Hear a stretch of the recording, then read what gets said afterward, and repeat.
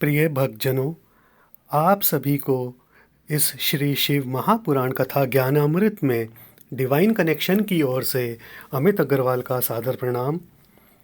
तो भक्तजनों, आज का अध्याय आरंभ करने से पूर्व आइए वाणी को पवित्र करने हेतु शिव नाम का उच्चारण करें।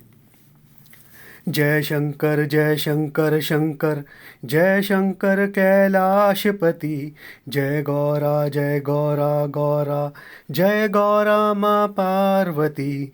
जय शंकर शंकर जय शंकर कैलाशपति, जय गौरा गौरा, जय गौरा माँ पार्वती। जय शंकर शंकर जय शंकर कैलाशपति, जय गौरा गौरा, जय गौरा माँ पार्वती। हर हर महादेव, हर हर महादेव, हर हर महादेव। तो भक्तजनों, आज का अध्याय हम आरंभ करते हैं और इसमें आज हम जानेंगे कि 5 गोलाकार रूपों में किन की पूजा होती है और प्रकृति सहित ईश्वर में सम्माहित होने से इनका नाम क्या पड़ा। शिव, ब्रह्मा, विष्णु सहित किस चीज का भार प्राप्त किया गया। शक्ति द्वारा किन 3 शक्तियों की रचना की गई। 24 अक्षरों वाला मंत्र कौन सा था जिसकी रचना हुई, और 56 अक्षरों का कौन सा मंत्र था जिसकी रचना हुई। तो अब इन सब को आइए विस्तार पूर्वक जानते हैं। सनातन धर्मानुसार जगत में जो 5 देव पूजा होती है वह इसी शिवलिंग से प्रकट होती है, वह इसी का प्रतीक है। आकाशस्यर्पति विष्णु अग्नेश्चैव महेश्वरी, वायोः सूर्यः क्षितिरिषो जीवनस्य गणाधिपः। अर्थात आकाश का अधिष्ठाता विष्णु है, वायु का सूर्य है, अग्नि का दुर्गा, जल का गणेश, पृथ्वी का शिव। शिव, इसकी पूजा हम शिवलिंग के रूप में पूजन करते ही हैं। इससे पृथ्वी तत्व से उपासना ज्ञान की भावना मिलती है। शक्ति, शक्ति का भी आकार गोल है, जो शिवलिंग के चारों ओर जलहरीय मेखला रूप में देखते हैं। यह शक्ति का ही प्रतीक है। जो 3 मेखला वाली यह मेखला त्रिगुणात्मक शक्ति रूपा है, अग्नि तत्व है, इससे धन प्राप्त होता है। आप शक्ति के सिद्ध पीठ स्थान में जाकर उनके दर्शन करेंगे तो उनकी पिंडी रूप के ही दर्शन होते हैं, जैसे वैष्णो देवी, मनसा देवी, ज्वाला देवी इत्यादि इत्यादि। छोटे छोटे गांवों में भी शक्ति देवी के स्थान हैं। यहाँ भी गोल गोल पत्थर की पिंडियाँ ही होती हैं। विष्णु, सालिग्राम प्रतिमा गोल ही है, आकाश तत्व है, इसमें ज्ञान भक्ति मिलती है। गणेश, इनकी पूजा मिट्टी व सुपारी को बनाकर पूजा की जाती है। इनमें जल तत्व है, विघ्न नाश होता है। सूर्य, सूर्य आकाश मंडल में गोल है, अतः सिद्ध है कि ईश्वर का निराकरण गोल है। जो प्रतीकता में शिवलिंग के रूप में दर्शन होते हैं, वायु तत्व है, निरोगता प्राप्त होती है। भग शब्द का अर्थ है ऐश्वर्य, धर्म, यश, लक्ष्मी, ज्ञान, वैराग्य, जो इन 6 ऐश्वर्यों को धारण करता है। वान का अर्थ है इन्हें धारण करने वाला, जैसे धनवान, बलवान, ज्ञानवान आदि। अतः शिव अपनी शक्ति सहित जगत कल्याण हेतु लिंग के रूप में प्रकट हुए और उनके साथ शक्ति रूप में जलहरी मेखला विद्यमान है, जो सृष्टि की रचना एवं संहार का पूर्ण प्रतीक है। आज का मानव इसलिए नहीं रहस्य समझ रहा क्योंकि कली काल में काम ने उसका प्रभाव जमा रखा है और वे इस लिंग का भग का अर्थ काम शास्त्रानुसार करते हैं और नाना प्रकार के संशय कूप में पड़कर भ्रमतावश अनेक प्रकार का सांसारिक अर्थ लगा रहे हैं। परंतु जिनकी बुद्धि एवं आचरण सत्संग एवं पूर्ण सात्विक वाली है, वह इस ईश्वरीय सत्ता का संशय के कूप में ना गिरकर अमृत कुंड में गिरकर रहस्य जीवन सफल करते हैं।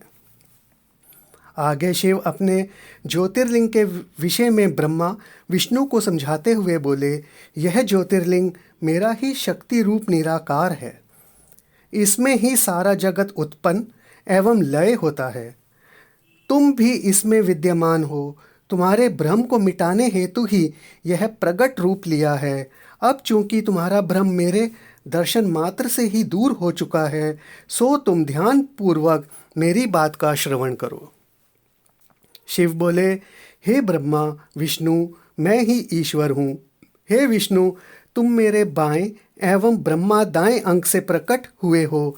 मेरे विचार में जो सृष्टि तैयार करने का संकल्प हुआ, इसको पूर्ण करने हेतु ही अपनी शक्ति स्वरूपा अभिन्न अंग वाली दिव्य प्रकृति रूपा माया रूपा शक्ति भक्ति रूपा जगदम्बा सहित निराकार रूप से साकार रूप जगत कल्याण हेतु ही लिया है एवं सहयोग हेतु तुम दोनों को भी प्रकट किया है। इस ज्ञान को देने हेतु ही अपनी माया द्वारा तुम दोनों की परस्पर विवाद लीला करा दी थी। अब मैंने तुम दोनों के उस भ्रम विवाद को दूर करने हेतु ही अपने इस प्रगट ज्योतिर्लिंग सहित साकार रूप का रहस्य बताया है, जिसे प्राप्त कर तुमने मेरी भक्ति सहित प्रार्थना कर मुझ परमेश्वर को प्रसन्न किया। अतः अब तुम्हें सृष्टि रचना हेतु कार्यभार सौंपता हूँ और तुम जगत रचना में निमित्त मात्र रहोगे। कार्य करना तो मुझ परमेश्वर का कार्य है, अतः तुम मुझ परमेश्वर की ही प्रार्थना करते हुए अपने कर्म करते रहना। यह मेरी माया बड़ी प्रबल है। जगत का प्रत्येक प्राणी इससे भ्रमित हो जाता है, परंतु यह माया उस पर नहीं व्यापती जो मुझ परमेश्वर को सदैव करता धरता सर्वव्यापी मानता हुआ मुझ परमेश्वर को सदैव ध्यान रखकर ही मेरी आज्ञानुसार कार्य करता रहता है। तुम्हारे अलावा मैं भी एक तीसरा साकार स्वरूप धारण किया है, जो शिव शंभु, शंकर, भोला आदि नाम से प्रसिद्ध होगा। इस ज्योति स्वरूप लिंग के अन्यत्र जगत में मेरे ज्योतिर्लिंग, उपलिंग एवं हजारों सर्वत्र लिंग होंगे, जो मेरे ही निराकार रूप होंगे, जिसकी भक्त पूजनादि से एवं मेरे शिव शंभु साकार रूप का ध्यान कर संसार में सुख भोग मेरे ही लोक में आएंगे। अतः हे ब्रह्मा, तुम इस सृष्टि की रचना करने एवं विष्णु, तुम इस ब्रह्मा द्वारा रची गई जगत सृष्टि का पालन करोगे एवं मेरा ही साकार शिव शंभु रूप इस सृष्टि का संहार करने का कार्य करेगा। इसके अतिरिक्त मेरी इस अभिन्न शक्ति द्वारा 3 शक्तियाँ प्रकट होंगी, जो वाग्देवी यानी सरस्वती, जो अभी प्रकट होगी तथा ब्रह्मा जी की सेवा करेगी एवं जगत रचना में पूर्ण सहयोग देगी। यह ब्रह्माणी भी कहलाएगी। लक्ष्मी, यह देवी प्रकट तो अभी होगी, परंतु इस समय वह जल में लीन रहेंगी। जब जगत रचना के पश्चात समुद्र मंथन लीला होगी, तभी यह रत्न के रूप में लक्ष्मी विष्णु को प्राप्त होंगी और सदैव उसी सागर व धाम में रहकर सेवा करेंगी। काली यानी जगदम्बा, तीसरी देवी काली के नाम से मेरे साथ रहेंगी। यद्यपि यह काली मेरे उस भैरव रूप के साथ रहेंगी जिसने ब्रह्मा के पंचम झूठी वाणी बोलने वाले मुख को काटा था। काली व भैरव दोनों ही इस शिवलिंग ज्योतिर्स्तंभ से प्रकट हुए हैं, परंतु जगत लीला में इसके 2 रूप होंगे। प्रथम सती रूप में एवं दूसरा पार्वती उमा के रूप में मेरे साथ जगत लीला करेंगी। मुझ शिव की ही सेवा कर संहार लीला में सहयोग देंगी। इस प्रकार ईश्वर ने ब्रह्मा विष्णु महेश को सृष्टि रचना पालन का संहार कार्यभार देकर ईश्वर आराधना हेतु 24 अक्षरों वाले गायत्री मंत्र का उच्चारण ईश्वर मुख से हुआ, जिसे तीनों ने धारण किया। आप भी इस महामंत्र का उच्चारण करें और इसे धारण करें। ओम भूर्भुवः स्वः तत्सवितुर्वरेण्यं भर्गो देवस्य धीमहि धियो यो न प्रचोदयात्। अब आप सब इसी मंत्र का 3 बारी मेरे साथ और उच्चारण करेंगे। ओम भूर्भुवः स्वः तत्सवितुर्वरेण्यं भर्गो देवस्य धीमहि धियो यो न प्रचोदयात्। ओम भूर्भुवः स्वः तत्सवितुर्वरेण्यं भर्गो देवस्य धीमहि धियो यो न प्रचोदयात्। ओम भूर्भुवः स्वः तत्सवितुर्वरेण्यं भर्गो देवस्य धीमहि धियो यो न प्रचोदयात्। अर्थात इस प्राण स्वरूप, दुख नाशक, सुख स्वरूप, श्रेष्ठ तेजस्वी, पाप नाशक, देव स्वरूप परमात्मा को अंतरात्मा में धारण करते हैं। वह परमात्मा हमारी बुद्धि को सन्मार्ग पर प्रेरित करें।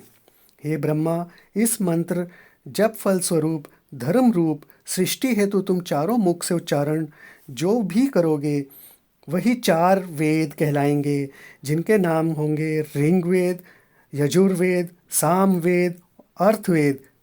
और यह गायत्री नाम से होगी जो वेदों की जननी कहलाएगी।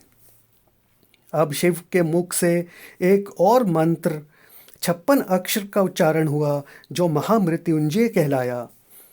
ओम होम ओम जुं सः भूर्भुवः स्वः त्र्यंबकं यजामहे सुगंधिं पुष्टिवर्धनम् उर्वारुकमिव बन्धनान् मृत्योर्मुक्ष्ये मामृतात्।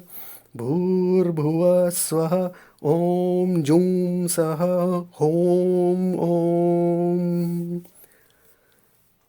अर्थात हम 3 नेत्रों वाले ईश्वर की उपासना करते हैं, जो पवित्र, सुगंधि युक्त व पुष्टि प्रदान करने वाले उर्वारुक लता के बंधन से ककड़ी के समान मृत्यु के बंधन से मुक्त हो जाते हैं, अमृत प्रदान करेंगे।